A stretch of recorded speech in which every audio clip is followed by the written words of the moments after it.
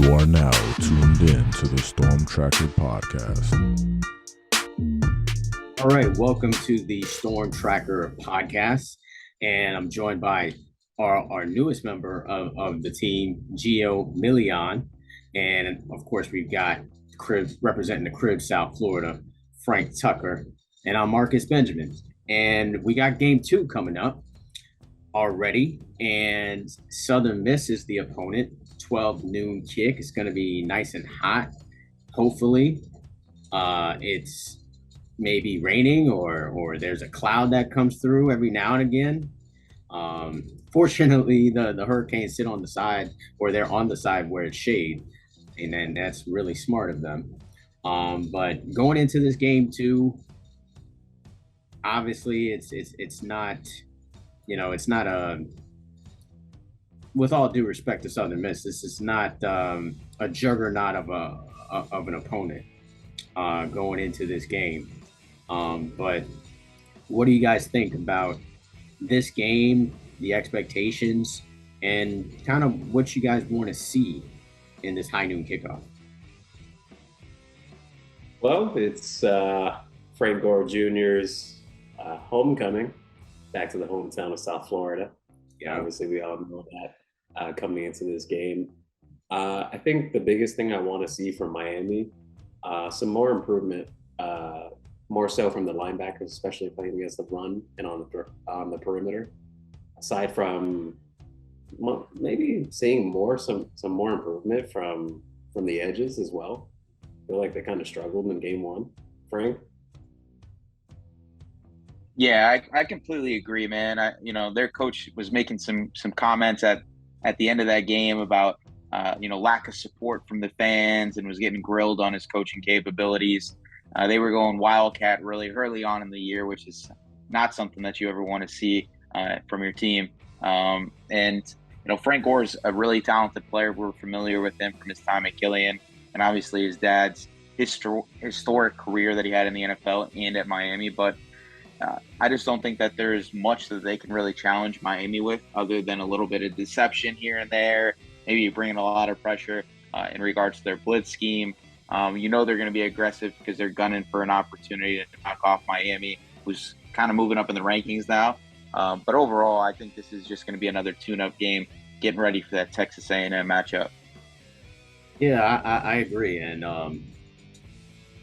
Southern Miss has like a really, aggressive scheme. So I'm expecting something to really offset that with screen type of plays. So I'm looking for Keyshawn Smith to get going, not just in the kick return game, but kind of in the short intermediate passing game, as well as Xavier Restrepo getting involved. I could see Rashard Smith also getting some touches to really kind of loosen up that defense, because you're going to have to do that type of or execute those type of plays to loosen them up a little bit. And then once they kind of, see that, then you can kind of open up the playbook with, some runs up the middle, that type of thing, or, some play action, that type of thing. So, yeah, I think Coach Gaddis really has already kind of zeroed in on that from what I gathered from the press conference this week.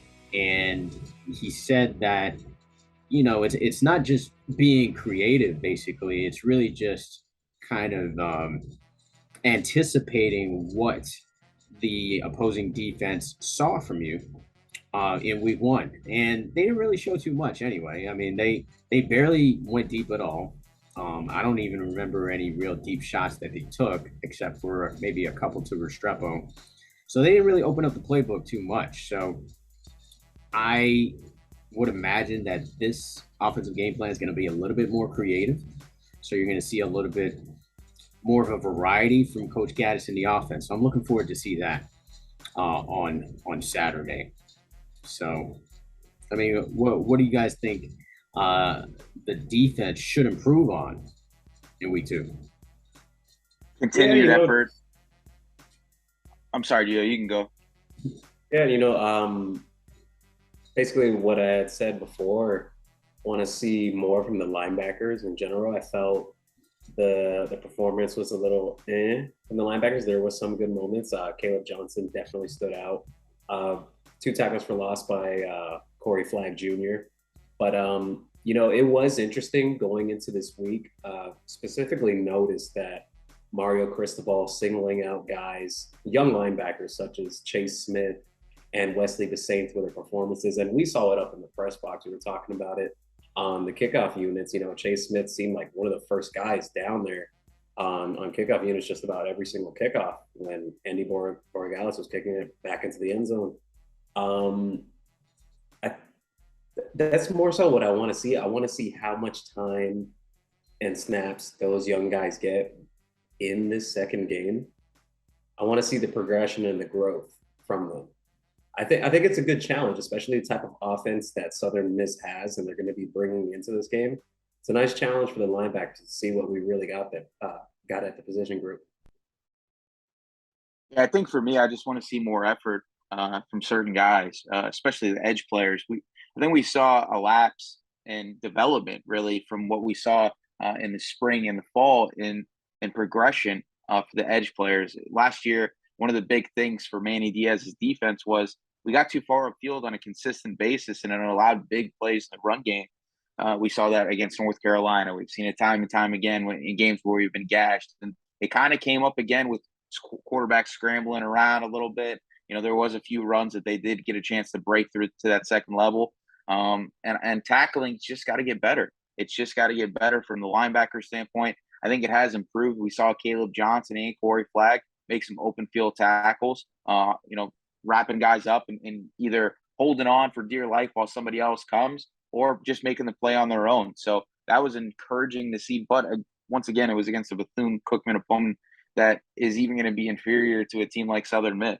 So, we just kind of want to see, an improvement in play from the front seven. I think the defensive tackle showed a lot, but we got to consider. We got to continue to see, how they're going to do without Leonard Taylor. Maybe we'll see how if he comes back healthy in this game after getting a stinger. But that 3 deep rotation is going to have to be important because it's obvious that those starters aren't going to consistently be able to do it for us. Yeah, I think the fact that they get 2 tune-up games before Texas A&M is a really fortunate situation to be in because I don't think this team would be ready to take on a Texas A&M if this was the season opener. I feel they needed these two games to really kind of knock out the kinks for that particular game, and because of that, I think they'll be ready to play on next week and a half or so. So next thing I wanted to kind of talk about was some defensive players that seem to always stir up controversy. And that is DJ Ivey. Now, DJ Ivey's been one of the, one of the players that has seen consistent playing time over the years. Let me just say that got the start again on Saturday. And I think at times he, let some plays, go or he wasn't in right position, I should say, and gave up some underneath catches or whatnot. And there's been a lot of talk about Darrell Porter potentially replacing him, maybe Al Blades. Who knows? But what are you guys' thoughts on DJ Ivey and if he should keep his starting position? Frank, you go. Yeah, for me, I think we've seen enough. We heard all the talk, leading up to this game on, how much he's improved from the previous regime. He was named a captain in this game, a defensive captain, and you hear coaches talk about it. When you're a senior, you want to see big plays happen. You want to see him step up and set the tone. And I just don't think we've even seen that from Ivey at any point in his career. Even when he's doing things to where coaches are asking him to do, he's doing exactly what he's asked to do, right? There's just no flash plays. We don't ever see that interception. We don't ever see him, utilize that massive frame and that athletic ability that, kind of got everybody excited when he was coming here as a homegrown kid. And I think you got to give somebody else an opportunity, especially going into a huge game that is Texas A&M next week, right? You give Daryl Porter a chance to acclimate himself as that true number 2 corner behind Tyreek Stevenson. And honestly, even Tyreek Stevenson disappointed a little bit in that game. He allowed a nearly 50-yard catch along the sideline, got kind of blurred a little bit, how kids like to say it here in South Florida. But, I think overall there needs to be an improvement of play from both corners. Otherwise, we're going to start seeing some Isaiah Dunson, who we know Gio loves, and obviously Daryl Porter and Al Blades, get more reps at that corner spot. Yeah, I'm putting stock into Isaiah Dunson. I had the chance to really watch him up close during the spring. A lot of high rave reviews coming out of spring scrimmages, even continue on into the fall. He is a young guy. Biggest thing I've noticed with him, he brings physicality. May not be the fastest of corners, but has the length and the size. A lot of the same things we would hear about DJ Ivey, but as Frank elaborated on, I think maybe time for another guy to get a shot. But will he though? Is really the question. Oh. I don't know if he will sit that first play of the game. I don't think so, to be honest. I think he'll get another start in this game to show and prove himself. We'll see what happens on Saturday because we didn't get the depth chart until game day. So I'd imagine it's probably going to be the same scenario come Saturday morning. I don't think he'll sit. I think he will end up starting, to be honest, but we'll see. I mean, stranger things have happened.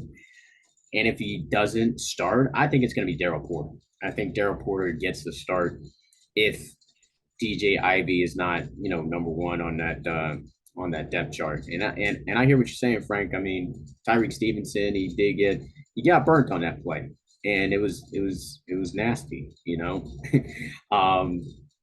If that continues to happen, then we all know how Hurricanes fans are, and they're not very forgiving. And we may hear Isaiah Dunson to come in there as well, but we'll see. But yeah, I'm really looking to see who's going to be that second best defender anyway, because right now I think we could all agree that Akeem Mesidor is the best defender on the team right now. I mean, he basically caused an interception, which led to points with a Gilbert Frierson pick 6. Was able to get into the backfield and pressure. He caused a lot of pressure in the game. So, and he was lined up in different positions. So it's very versatile. He can line up inside and outside, eat up double teams if needed. But who is going to be that second guy? I mean, that second guy could be Leonard Taylor because he was having a decent game before he got hurt. It also could be Corey Flagg. Corey Flagg was named the co-defensive MVP by the coaches, and I think he was the second leading tackler in the game. Had the most tackles for loss with 2. Or could it be one of these safeties? Because Cam Kinchens had a pretty good game from what I saw. James Williams had an interception. So who is going to be that second defender to really kind of step up here along with Mesidor? I'm gonna go with my very safe pick. Gonna play it safe here, and I think it's perfectly fine. Cameron Kinchens. I think this is gonna be his year. I think it's gonna be his coming out party. Well, technically, you could say it was partially of last year. I have a very strong sentiment and feeling that he was one of Miami's best tacklers on a defense last year that was near the bottom of the rankings in regards to team tackling on defense. I think he has a great command of the defense. I think he understands the defense very well and what Kevin Steele asks and wants from his safeties. So I'm going with Cam. Okay. Yeah, I think it's a tie between James and Cam.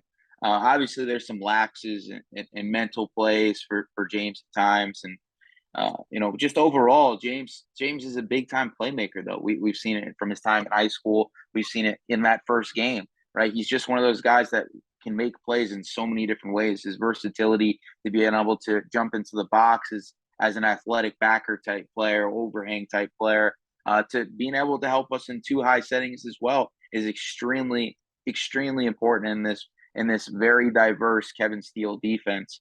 Obviously Cam Kinchens is the guy that does everything right. We saw him go push off the hash to make that diving interception near the sideline. Huge play, kind of set the tone for the defense for the rest of the game, despite having some issues going forward. I think he was, in my opinion, the second best player in that game. I know Corey Flagg had a solid performance, but just overall, Cam didn't make any mistakes from what we saw. He looked like a solid tackler coming from that third level of the defense, and that highlight level play was something to see. Obviously, they got to change a little bit of that mindset of the turnover chain and stuff like that. I know Mario wasn't too thrilled with the penalty after the interception, but just overall, kid does everything right, and we've seen it from his time at Miami Northwestern. Two things from that I want to say is that I felt like it was kind of weird to not see the turnover chain. It was, for me, I felt like I was used to it for like the last couple of years. When I saw Cam Kinchens jump up on the bench, and I'm just like waiting for the chain to come, and it never comes. It felt kind of weird. I ain't gonna lie. So I wanted to say that, and then I wanted to ask about James Williams playing middle linebacker. I know it's kind of a crazy thought maybe for some, but that seemed to be where he was for the interception. He was kind of right behind the line in the middle, and he broke on the ball. I know he's not your typical middle linebacker looking type of player, but he plays like one. And I know too that middle linebacker is kind of they're known as the quarterback of the defense. So I have some reservations about that if he takes on that role. But just your thoughts on James Williams possibly playing middle linebacker. Should that be something the Canes consider? I don't think it happens. I don't think it happens on a consistent basis.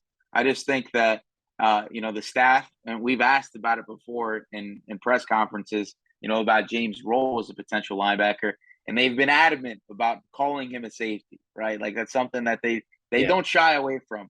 They say James is a safety that's going to play a versatile role for us. I think there are going to be times where they try to get more athletes on the field. Like if you want to put Frierson on the field, you also want to put both, Cam Kinchens and Avante Williams and James on the field. He's going to have to play a linebacker type role. Now, I don't think that's something that you can start off the game with. I think you're going to have to put some guys in there that are typically in that room on a more consistent basis. But yeah, I think you're definitely going to see him, playing some snaps there. I think even in the red zone, if there's a tight end that bumps out wide, you could see him even at corner a little bit. I think that Isaiah Simmons type role is a potential possibility that we've talked about in the past. I just think there's going to be less plays at linebacker for him than Simmons did at Clemson. I think that star position is molded for James Williams, except for third and long type situations where Corey Couch is that guy. Agreed.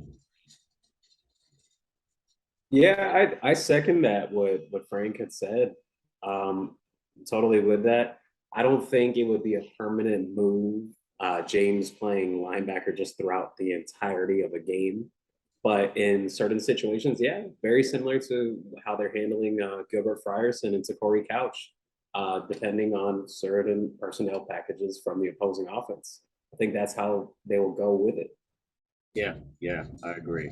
I just want to throw it out there because I know a lot of fans and people are kind of thinking about it and just want to see him utilized to the best of his ability, and I think closer to the line. I think everyone can agree that that's where he's most versatile or can be used to the best of his ability. So just do want to talk about the weekend. It's been, it was the first weekend of college football. I mean, it's one of the best moments, I think, for all college football fans. I always enjoy the first weekend of football, especially since there's always high profile games now in this first week, and it was a nice showing from the big three in Florida. Of course, Miami with their, putting up 70 points and just total domination, no punts, 10 touchdowns, 3 turnovers, and also Florida, a surprise to some, actually pulled off the upset over Utah. Maybe Utah might have been overrated. Who knows? I mean, they did win the Pac 12 last season, but they went into the swamp. And by the way, Frank, I need to remind you that, yeah, you owe me some wings, bro. What you talking about, Willis? I do. Yeah. I was trying to tell you, man, like I hate rooting for Florida.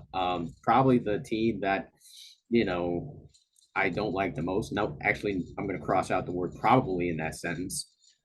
But I mean, the swamp at night is tough to win in that type of environment. And Pac-12 teams usually don't travel well. Like when they travel to the east to the East Coast or the South, they usually don't perform well. So I know Florida was subpar last year, but hey, we saw what Anthony Richardson did at quarterback, and all of a sudden, there's a hype train going on for him now. And Florida State had also a very surprising win over the weekend, beating LSU.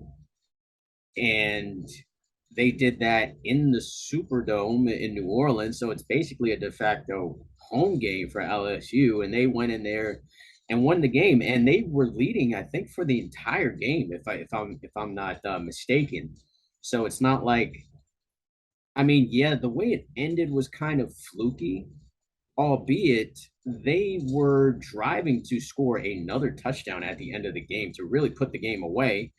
And then they fumbled the ball, and then LSU has a chance to kind of, make this overtime game, and then the extra point is blocked. So Florida State and the Noles walk away with a victory. So surprise, surprise, the big three goes 3 for 3 here. But I want to ask you guys just your opinions on those games and then what that really means for recruiting in the state. Yeah, I think those were huge games for both head coaches. Billy Napier, I think a lot of people were starting to jump off the Billy Napier train really early. Yeah. And then obviously, Mike Norvell, Canes fans love to roast Mike Norvell, on the recruiting trail and just overall just losing games to Jacksonville State like they did last year. This is not that. They Scared beat money LSU. don't make no money. Scared money don't make no money for Billy Napier. Yeah. Scared money don't make money, And Mike Norvell, I think that was the biggest win of the weekend for any of the big three teams was that win against LSU. They went in and beat LSU with a new head coach. They had a lot of uncertainties along the trenches. Talent kind of left out through the building, like Jarvis Brownlee due to NIL stuff going on. So there was a lot of issues going on for FSU coming into this season, and to get that win late, pull it out, despite the fluky nature of it, I think is huge for them in recruiting. Plus, they had Hakeem Williams at that game, right? Not an official visit type thing. I don't think the coaches were able to talk to him, but to see FSU be able to pull out a game like that, I think that's going to be big for them in recruiting. I don't think it's like Miami's in a position right now where I think they're going to be locked into top guys going forward, no matter what happens with the other two teams. But it makes the trek a little bit tougher when those two teams are winning a little bit. And, I think we could see Florida as one of those teams that could jump up in the rankings, higher and higher if they continue this momentum. Obviously, they're not going to win the SEC this year or anything along those lines. But if Anthony Richardson, starts to get nominated for some awards with that hype train that you were referencing, and Billy Napier kind of breaks off 8-9 wins in a year where they were supposed to be really bad, you could have some battles. You could have some battles down the line. Definitely. Yeah, no, I could definitely see that. On Florida State's end of things, I know we all have our opinions of the way that game ended. Especially, I know I saw a quote coming from Mike Norvell today saying that he felt his team left 18 points on the board. Yeah, I could definitely see that watching that game pretty extensively. I felt like Florida State left a lot on that field, even though they did come out with a win. In regards to recruiting with them, I can see it definitely helping them out with guys like Hakeem Williams and Jalen Brown that they're still chasing. That could definitely help spring them up, especially a head-to-head battle, Florida State and LSU for Jalen Brown. Jalen Brown currently committed over there with the Tigers. But in regards to Florida, I want to specifically comment on Anthony Richardson. I had the privilege of watching him at Mark Richt's football camp. This was back before Anthony even signed with Florida, before he was even committed.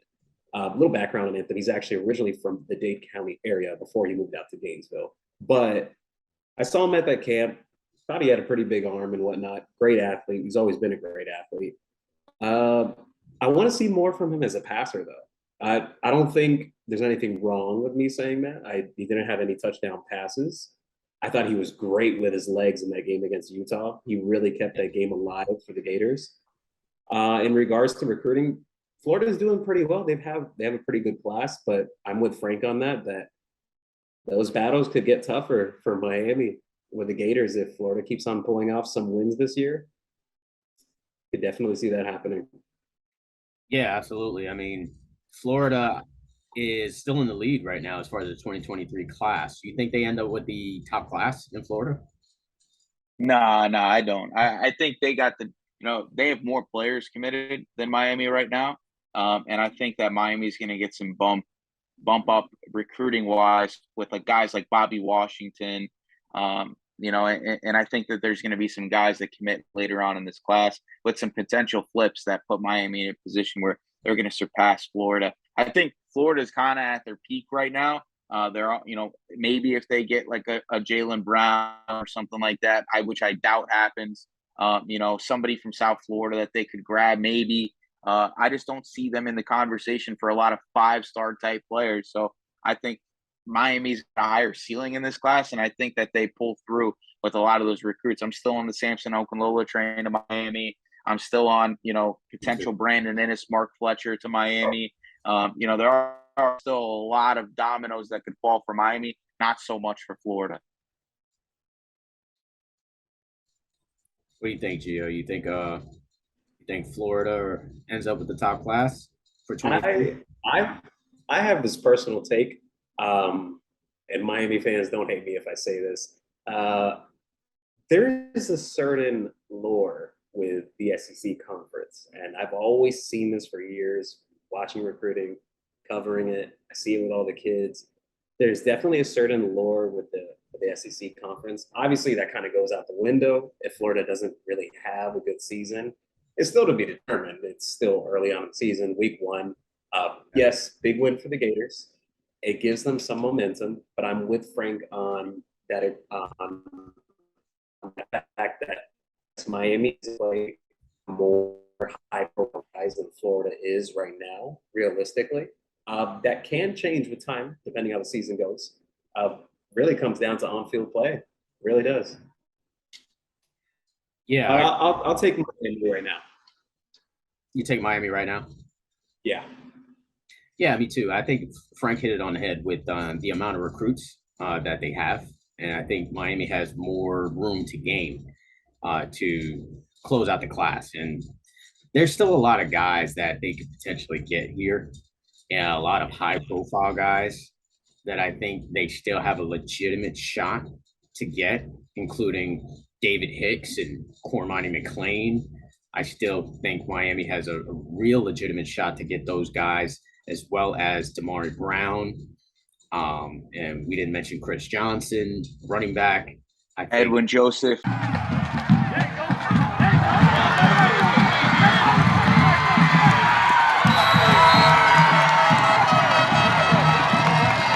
Edwin Joseph, if he gets a bump. Yeah, Edwin Joseph now finally got offered. I know we're all happy about that he finally got offered by Miami. Likely going to be playing DB, but he's over there at Chaminade playing both ways, excelling. Albeit he is getting those looks because, he's playing with 2 5-stars with him. And he's starting to get, a lot more looks. And really getting the opportunity to put his talent on display that maybe, others outside of this podcast haven't seen. So he is a definite possibility. Of course, Frank had the inside on King Mack and Conrad Hussey still being pursued by Miami, as you just mentioned, Mark Fletcher and Brandon Ennis still, on the table as well, even though they're committed to Ohio State. Maybe Carnell Tate too. Yeah. So it's just a lot of possibilities. And Miami, I mean, I wouldn't be totally surprised if Miami ended up with a top 5 class in officially year 1 for Cristobal. I wouldn't count that last class as an official Cristobal class. I mean, he kind of finished it off impressively, but Hey, we didn't even bring up Ruben Bain. what's that, Gio? Ruben He said, Bain. We didn't he even said we bring haven't. him up. Yeah, We didn't talk about Ruben Bain. I think he's due for a bump. You think what? I think he's due for a bump. Still didn't hear you. What? He said he thinks that he's due for a bump. Oh, due for a bump. That potential, Yeah. potential 5-star, and if he ends up in Miami's class too, that'll be a huge boost in the rankings as well. I've actually been saying that for about a year now, that he should be considered a 5-star, and is even more evidence when he dominated against IMG. I mean, that's top level competition, and he was a huge difference maker. And I doubt Central wins that game if he doesn't play in that game. So yeah, definitely Ruben Bain. I still feel like he is going to end up with Miami's 2023 class. And while we're on that, I kind of want to talk about that whole recruiting lounge that's at the University of Miami's football games now. I think that can potentially be a game changer for the Hurricanes. Talking to some people, they like the 2 individuals that came over from Texas A&M. Their names escape me, but they were saying that is definitely something that will set them apart from other schools in recruiting. So, I mean, Coach Cristobal alluded today that even Oregon didn't really have something similar to what Miami has before and after games. It's basically like a chill lounge type of thing for recruits and families and coaches to kind of hang out. And I was hanging out in front of that recruiting lounge before the game. I was melting by the minute in that sun, but I was able to see coaches go in there and a lot of players come in and out, including Tyler Williams, who was on a visit to the Hurricanes, and as well as Christopher Johnson, Antoine Jackson, and Ruben Bain, who was all decked out in all Canes gear. So I definitely think that Miami can hold off Nick Saban and Alabama for Ruben Bain if they just continue to win. That Texas A&M game, I may be going out on a limb saying this, but that Texas and A&M game could be the biggest game for Miami when it comes to recruiting, probably in its history, because losing that game could be potentially devastating for a guy like Cristobal trying to, sell the program. And yeah, I mean, it's kind of a hot take, I guess, a bold statement, but I think it really does loom large, because if they potentially lose that game, then I think the perception will be same old Hurricanes. I think that would be the perception, like maybe just above average of a team, but not to where the Hurricanes fans want the team to be, which is among the elites. And if you can beat a Texas A&M on the road, and we'll see how Texas A&M even is by the end of the season. My guess is that they're not even really a 6th ranked team in the nation. But still, it's just the perception of winning and going on the road and getting a big win like that, I think is huge for the program in recruiting. Yeah, I could agree with that. I second that. I just to piggyback off of a point that you brought up, Marcus, and that phrase of same old Hurricanes. Sometimes Canes fans don't want to believe it, but among prospects down here in South Florida, that is a bit of a saying that when Miami goes on a losing streak, a lot of kids are like, "Oh, here we go, same old Miami." And it's a hard fact for some fans to accept, but Miami has had quite a bit of troubles just trying to average being a good team from year to year. It's hard to sell a program when you average 7 or 8 win seasons and you only have 1 10-win season in the last 20 or so years.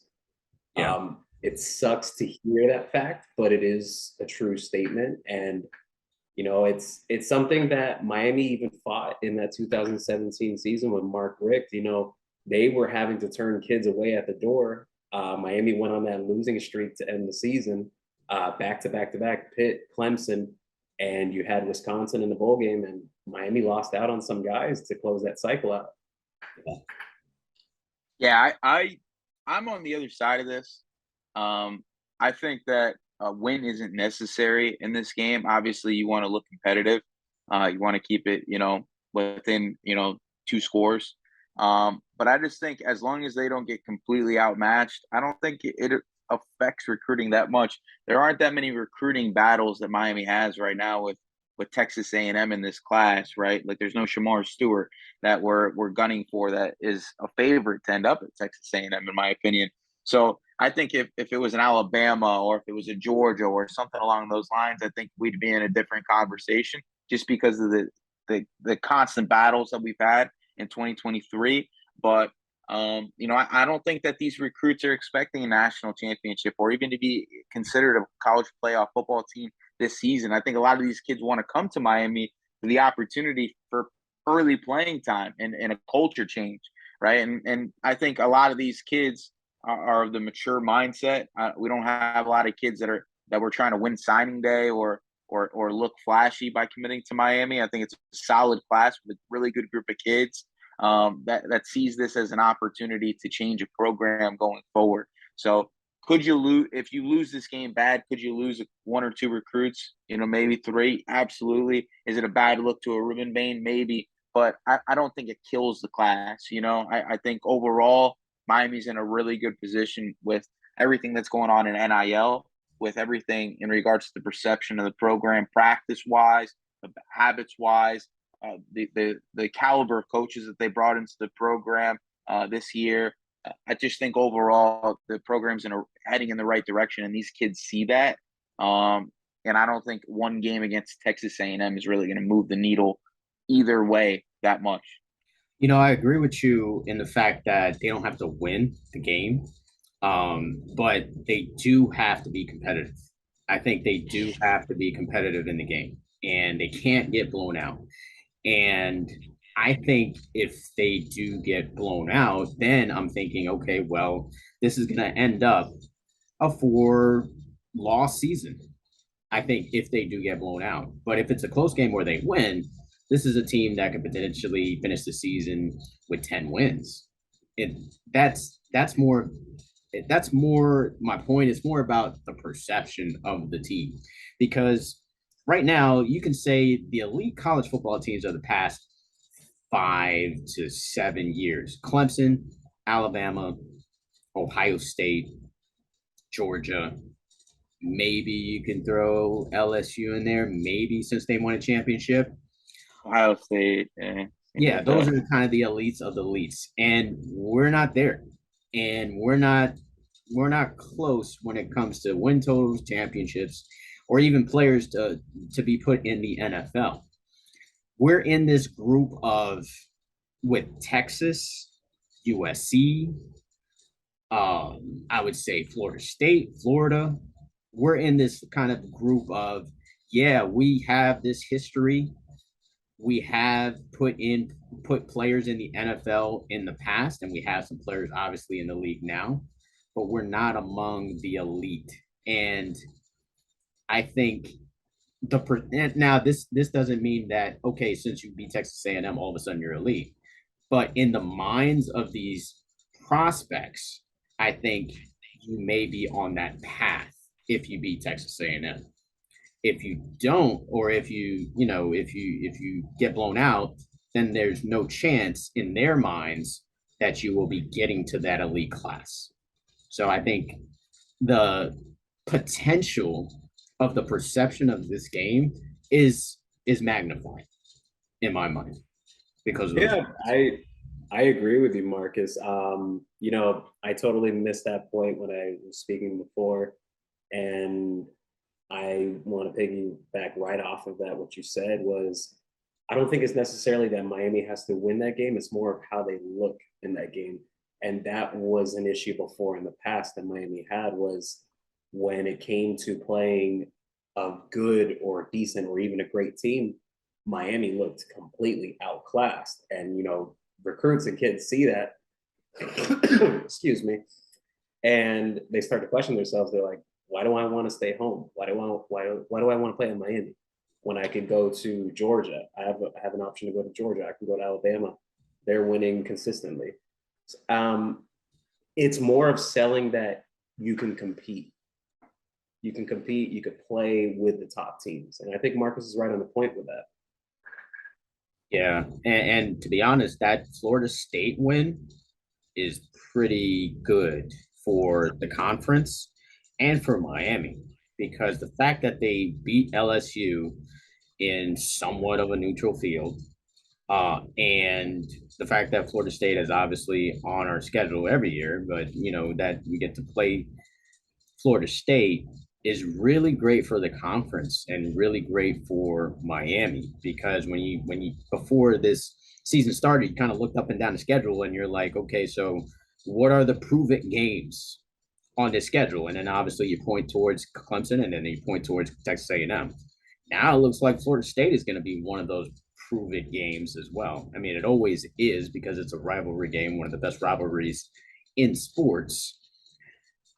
But now it becomes okay. Well, Florida State took out one of the so-called powers of the SEC, and then Miami, if they beat Texas A&M and then beat Florida State, okay, so now you feel like okay, this is a team that could potentially win a national championship in maybe a couple of years or so. I think that's the perception that will be looked at from prospects and kind of from your general fan. So, well, that's a question I want to pose to the both of you. Do you believe that college football is better when the big three is better, when they're all competitive and good? I think so.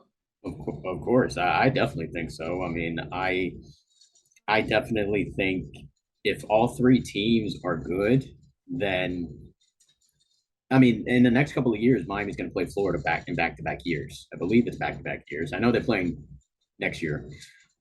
So you're playing Florida and Florida State, who potentially are still, of the best of college football. It's going to look great for the sport overall. Yeah, I think anytime Miami, Florida State, and Florida are competitive, it brings back the 80s and 90s where college football was fun, right? There was some parity, right? It wasn't the same thing on a year-to-year basis. I think it's time for college football to get back to where the big three, the USCs, the Texases, even the Nebraskas, after they finally fire Scott Frost, to get back to potentially what is old school college football. And I think the rivalries will renew. Like we love to watch Florida State Miami, right? But that game day atmosphere hasn't been there in a little bit. It hasn't really been that game competing. That game doesn't complicate the national rankings in a lot of different ways in past years, and that's been disappointing to see, right? Like we're all fighting for the bottom of the barrel when we're playing these games, and I think we want to get back to the point where these games are national championship magnitude type games, and I think college football is moving in that direction. Yeah, correction on the schedule. So it's not next year. It's the following year that they play Florida season opener at the Swamp. W. I sure hope so. We'll see. But anything else, guys? Anything else with recruiting that you guys want to just kind of say before we kind of close this out? I think we pretty much wrapped it up, right, Fred? Yeah, one thing I want to touch on, we got, Amari Wallace picked up an offer from Miami. I think that can't be understated how big that is for Miami recruiting going forward. I think one of the big question marks with Miami right now in recruiting was, when are they going to start touching on the young kids, right? Like, when are they going to start looking at 25 and 26 and those type of prospects? And we saw Malachi Tony pick up an offer, a freshman who's been balling for American Heritage.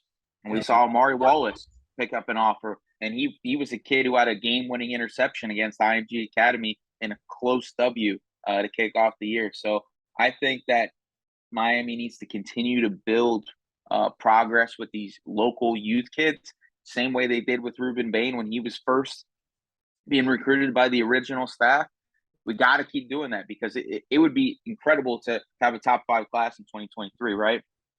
Yeah. But you don't want to be Texas A&M, right? And kind of take a dip in recruiting the following seasons because you didn't continue to follow up on that recruiting momentum. So I like the fact that Miami is starting to do their research and offer those young kids that are really good football players.